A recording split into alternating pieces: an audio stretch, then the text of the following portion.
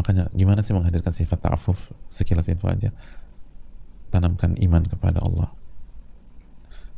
Tauhid kita harus kuat, tauhid asma wa sifat, tauhid rububiyah.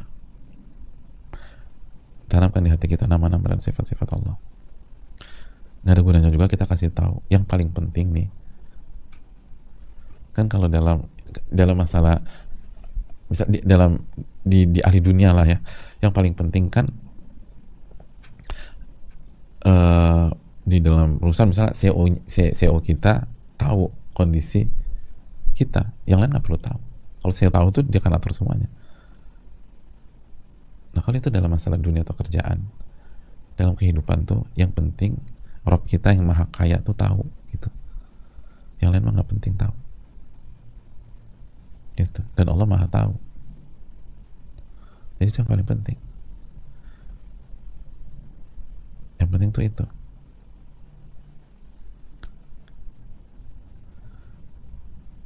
Yang maha kaya, yang maha sayang, yang maha pengasih tahu. Itu yang paling penting. Yang maha memberi itu tahu gitu. Al-Mannan, Al-Wahhab itu tahu. Itu udah paling penting.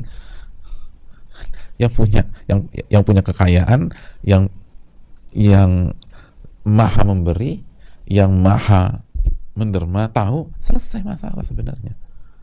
Tapi kita nggak yakin. Makanya masih tetap ngarep sama manusia yang kita anggap bisa bantu kita, yang kaya raya.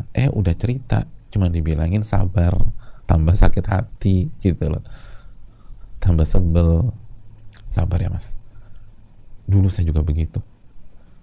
Malah curhat nih orang, cerita tentang masa lalunya, udah nggak dapat fulus, lapar, suruh dengerin orang cerita, udah gue mau pergi dulu, udah tinggal kita. Ya Allah, ada tangga gitu tuh. Ya gue juga susah kayak lo dulu tuh.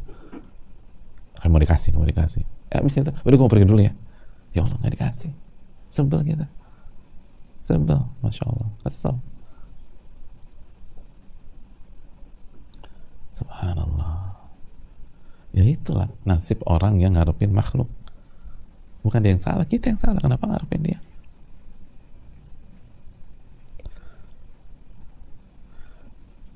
Oleh karena itu hadirin Allah muliakan, jangan ngarepin orang. Biar orang kasihan sama kita, biar orang bantu, janganlah. Oh, kita udah punya Algoni kok, ngapain nyari itu? Yang maha kaya. Tugas kita tinggal bertakwa, nanti Allah kasih dari arah yang kita nggak pernah duga, gitu aja. Wa yarzuqhu min haitsu la yahtasib. Dan Allah memberikan rezeki dari arah yang tidak diduga-duga. Gitu.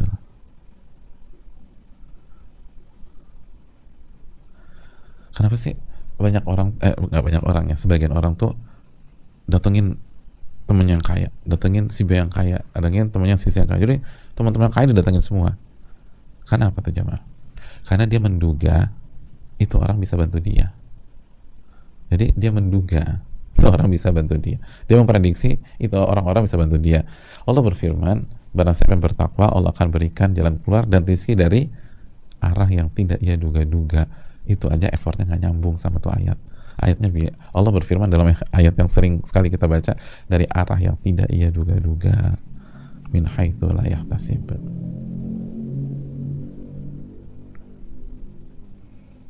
Gitu jamaah. Jelas ini? Ya. Lalu barulah ditutup, wa ma tunfiqu min khairin fa innallaha bihi alim. Dan apa saja harta yang kalian nafkahkan, kebaikan yang kalian berikan, fa innallaha bihi alim, maka Allah Subhanahu wa ta'ala maha mengetahui hal tersebut. Allah Subhanahu wa ta'ala maha mengetahui hal tersebut. Jadi apapun yang kalian berikan, Allah maha mengetahui. Kata Al-Imam Ibnu Katsir dalam tafsirnya, la yakhfa alaihi syai'un minhu, tidak ada yang tertutup-tutupi. Semua yang kita berikan Allah tahu. Wa sayajzi alaihi awfaral jaza, dan Allah akan balas, Allah akan ganti dengan balasan yang paling bagus. Wa atammahu yaumal qiyamah. Lalu di hari kiamat Allah sempurnakan. Masih ingat kan? Surat apa?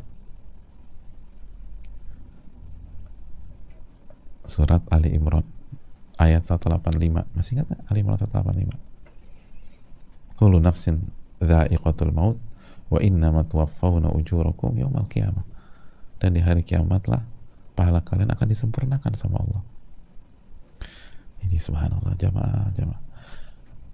Allah kasih pertolongan di dunia aja kita udah bisa nangis.